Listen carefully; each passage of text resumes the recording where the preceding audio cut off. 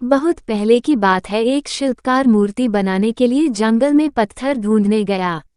वहां उसको एक बहुत ही अच्छा पत्थर मिल गया, जिसको देखकर वह बहुत खुश हुआ और कहा, यह मूर्ति बनाने के लिए बहुत ही सही है।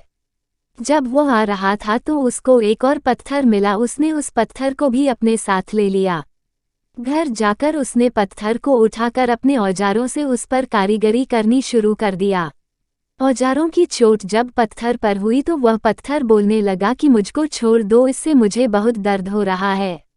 अगर तुम मुझ पर चोट करोगे तो मैं बिखर कर अलग हो जाऊंगा। तुम किसी और पत्थर पर मूर्ति बना लो। पत्थर की बात सुनकर शिल्पकार को दया आ गई। उसने पत्थर को छोड़ दिया और दूसरे पत्थर को लेकर मूर्ति बनाने लगा। वह पत्थर कुछ नहीं बोला। कुछ समय में शिल्पकार ने उस पत्थर से बहुत अच्छी भगवान की मूर्ति बना दी। गांव के लोग मूर्ति बनने के बाद उसको लेने आए।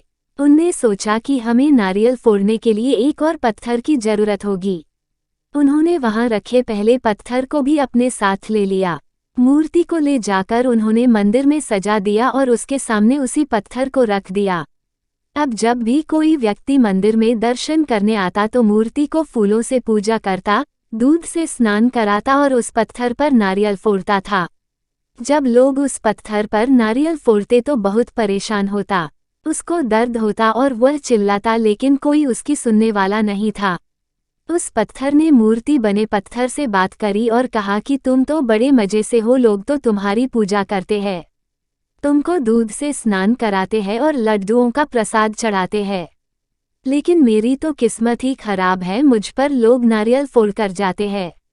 इस पर मूर्ति बने पत्थर ने कहा कि जब शिल्पकार तुम पर कारीगरी कर रहा था, यदि तुम उस समय उसको नहीं रोकते तो आज मेरी जगह तुम होते, लेकिन तुमने आसान रास्ता चुना, इसलिए अभी तुम डायक उठा रहे हो।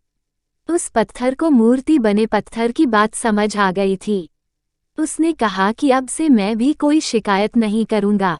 इसके बाद लोग आकर उस पर नारियल फोड़ते। नारियल टूटने से उस पर भी नारियल का पानी गिरता और अब लोग मूर्ति को प्रसाद का भोग लगाकर उस पत्थर पर रखने लगे। मोरल ऑफ द स्टोरी: सीख, हमें कभी भी कठिन परिस्थितियों से घबराना नहीं चाहिए।